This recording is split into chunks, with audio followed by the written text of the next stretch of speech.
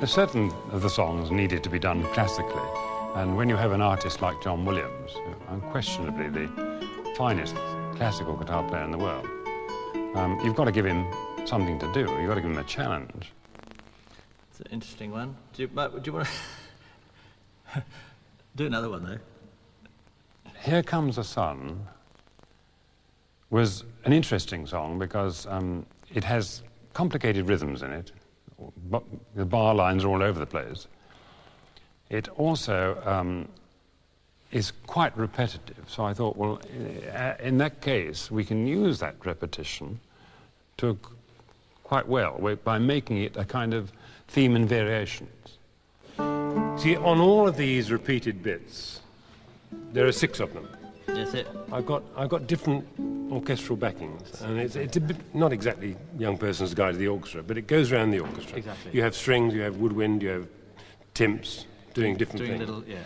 And by the time we get to this bit... Well, that's why I thought whatever's there, yeah, this sort of thing is quite clear. It will be good, because the trombones are pumping away. Are they? Oh, brilliant. Boom, boom, boom, boom, boom. Great. Well, that's perfect, because that sort of thing will be clear. Yeah. Whereas you'll lose the lower notes and you'll just hear odd notes. Yep, absolutely. And I could... Yeah. I think playing popular tunes, which this is always a bit of a challenge for a straight player or a classical player like myself, because a lot of the offbeats, which you often get, and this particular tune, Here Comes the Sun, is almost based around it, they should kind of float in a very easy way, and that the straight musician's way of playing it is to play each offbeat strictly in time, and it can sound a bit sort of cut and dried. So it's always a bit of a challenge for someone like myself to try and get the right feel without being too sort of chapter and verse about it. The beat is never where you expect it to be, and it sometimes throws classical people when you have this kind of thing. It's either before or after the beat, whichever way you look at it, because the beat is pulsing away.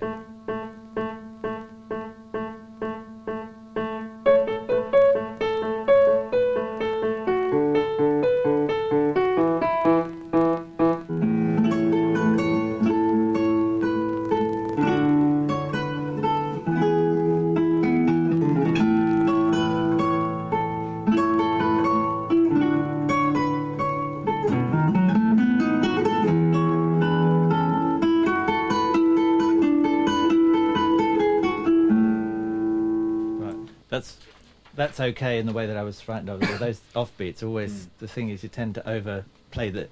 You've got to sniff between each.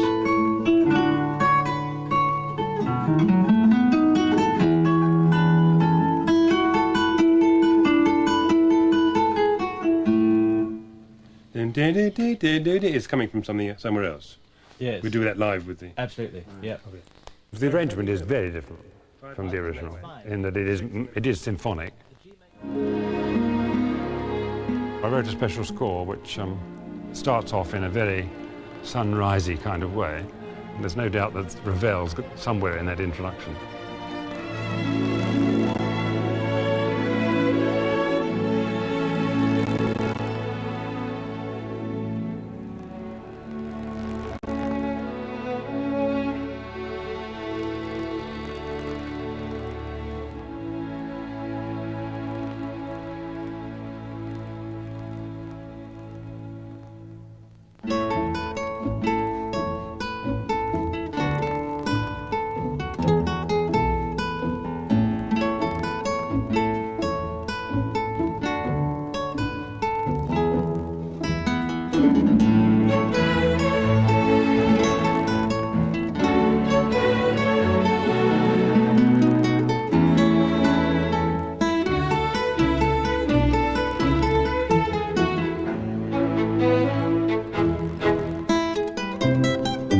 I think the main difficulty, actually, in recording it was making sure that you heard John, because a classical guitar working against a full orchestra has quite a bit of a battle in the sound.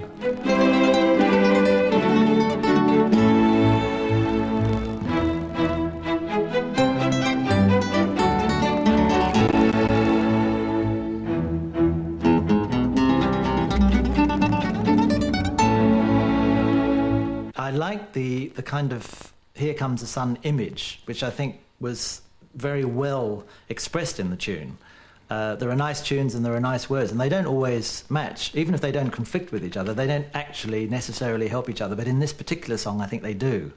It has a very, starting on the major third in the A major, dee-da-da-da, it has a very sort of upright feel, which really is very suited to the words. So I've liked it for those reasons. The fact that it's also a guitar tune, even though originally it was on 12-string sort of steel strings. It was. It's still a very nice guitar tune.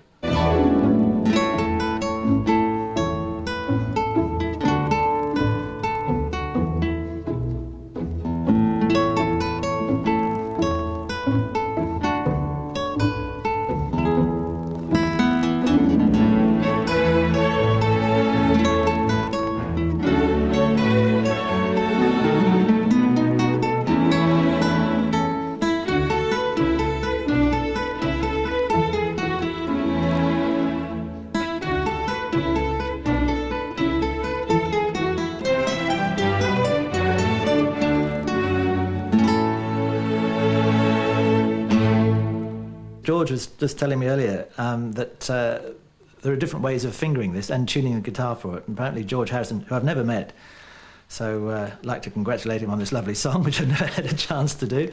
There are different ways of tuning the guitar for it, and they can be played both ways, actually. I hope the way that I've tuned the guitar for it he likes.